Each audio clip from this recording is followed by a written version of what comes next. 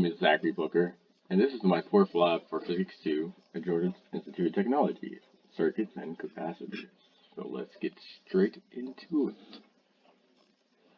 The purpose and concepts. The purpose of this lab was to analyze circuits and the effects of resistors in parallel and series.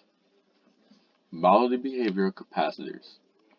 The concepts we are covering is Ohm's law, which is voltage is equal to current times resistance, and capacitance is equal to charge divided by voltage. We will also be making use of the concepts of the node rule and the loop rule. Oh my, I'm so sorry for that typo. I do not know how that happened. So our first circuit, I predicted that we should have a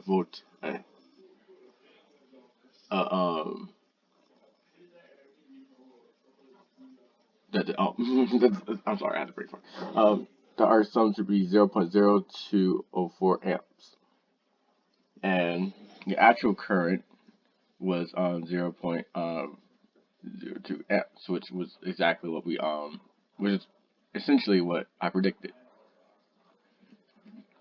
And if we reverse the current, you notice that, as expected, it should be the same magnitude, just in opposite direction. Sorry for these typos. We have a test on Tuesday. I'm not prepared. So for our open circuit, we expected there to be a 3 voltage potential at the battery, but a 0 at the resistor. These results turned out to be as expected, with 3 volts at the battery, and the voltometer had infinite resistance. These are differences around the circuit. As you can see, the root rule holds true as the circuit returned to 0 voltage. As you can see by the initial voltage being 0 and the end voltage being 0, and you can see that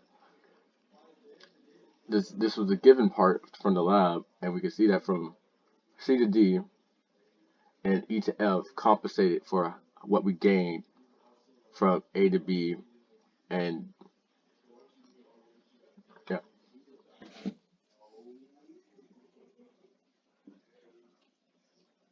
The ammeter in parallel. After placing the ammeter in parallel to the 100 meter resistor, the current increased from 0.02 amps to 0.06 amps. The ammeter the parallel ammeter less encounters the 100 ohm resistors. And I'm sorry for that typo too. But the general idea is that the less resistance means more current. So using Ohm's law, we can solve for the resistance, which would be in this case, in the case of this section, this one should be 47. But for this section, we had 102 ohms. Our findings, which is slightly higher than what we expected. And for this one, we got 48 ohms. This would be 100 right here. And I expected, we have 0 resistance to the wire and 0 resistance to the ammeter.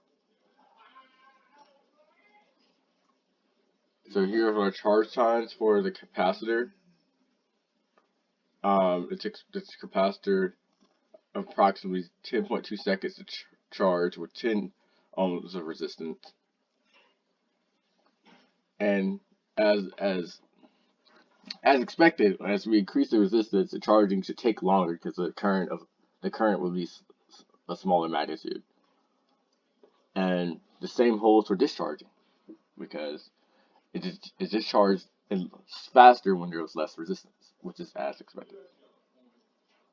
And this is given by Ohm's law.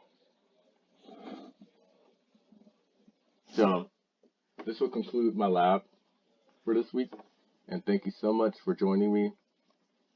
It's been a pleasure explaining this lab, and yeah.